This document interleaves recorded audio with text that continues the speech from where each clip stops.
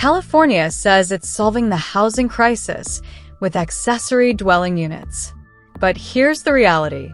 Even though state law bans cities from requiring minimum lot sizes, more than 1 in 3 ADU applications stall or fail because of local hookup rules. Now place that against Tesla's tiny house, a fully off-grid design powered by a 2.5 kilowatt solar system and a 13.5 kilowatt-hour Powerwall. It doesn't just sidestep the need for hookups. It challenges the foundation of states' building codes. And that's where the real battle begins. Not in the engineering, but in whether regulators will allow technology to move faster than the law. We're going to dig into the numbers, the policy clashes, and what it means for families trying to break free from rising housing and energy costs. And before we dive deeper, a quick thank you. And if you want sharp fact-based analysis on Tesla's tech and housing future, now's the time to hit that subscribe button. 1. How do zoning laws create parking barriers for Tesla tiny houses in key states? In California, tiny homes classified as recreational vehicles often require accessory dwelling unit permits with a minimum 400 square foot foundations, leading to 25% rejection rates. Similarly, Florida mandates 150 square feet per occupant, complicating placements and adding $2,000 to $5,000 in appeal costs annually. These are not theoretical problems. They are real financial traps hitting Americans right now who thought a tiny home would solve their housing crisis. The paperwork alone can cost more than the home itself.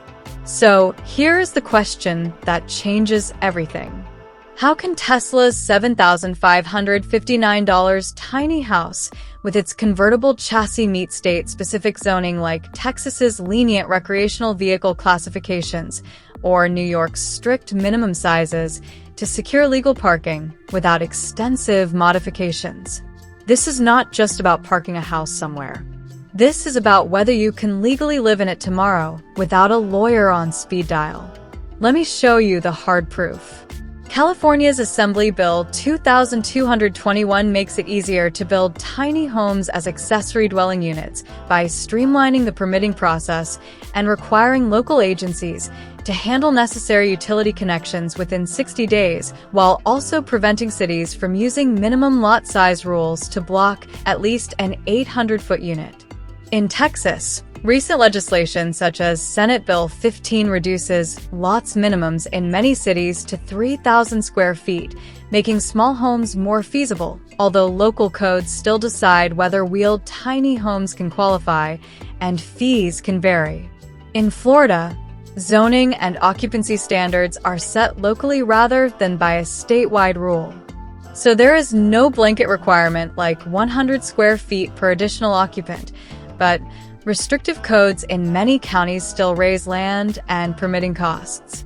In New York, there is no statewide ban on homes under 600 square feet, yet many municipalities impose minimum size rules that effectively exclude tiny homes in urban and suburban areas, leaving rural parcels as the main option.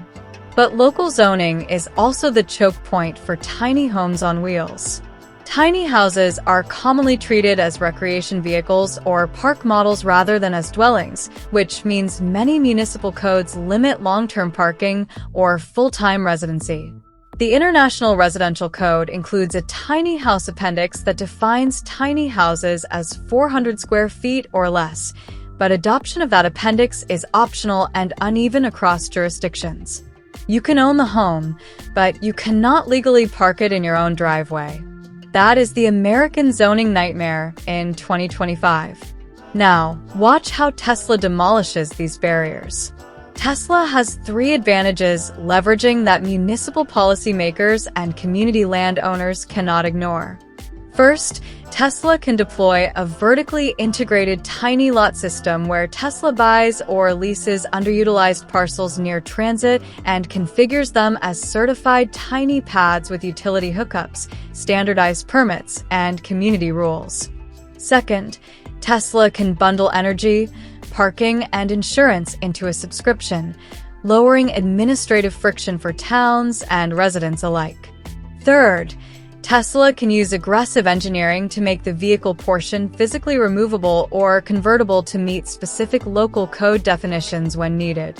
Moreover, Tesla integrates a detachable wheel system with pre-engineered foundation blocks, enabling quick conversion to meet International Residential Code Appendix Q for stationary units under 400 square feet, reducing setup time to 24 hours and compliance costs by 50% in states like Texas.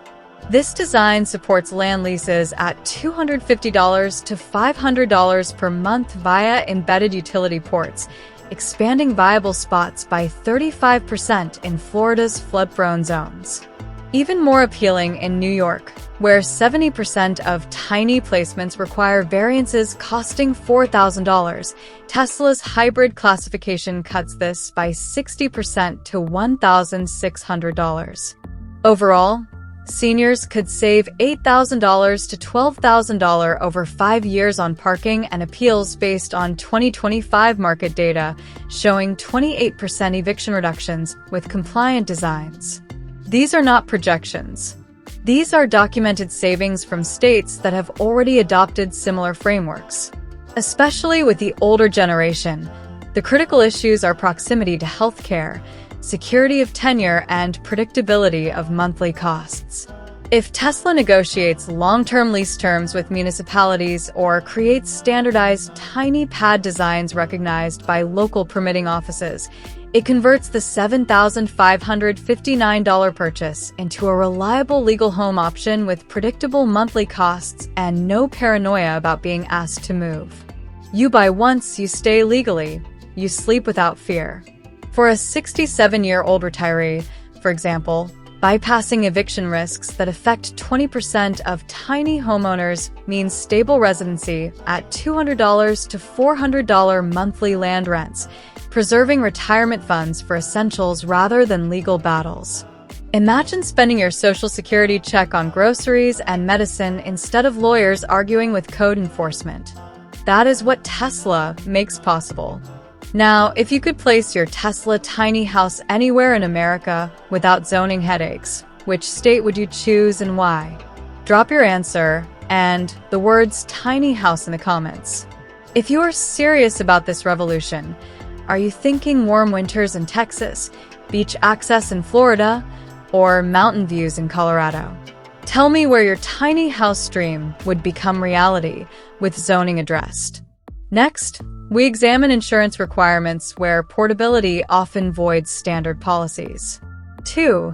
How do insurance requirements complicate coverage for Tesla tiny houses? Your Tesla tiny house might be parked legally, but what about insurance? That is the question most people forget to ask until disaster strikes. Right now, only 22% of tiny homes in America manage to secure standard homeowner-style policies in.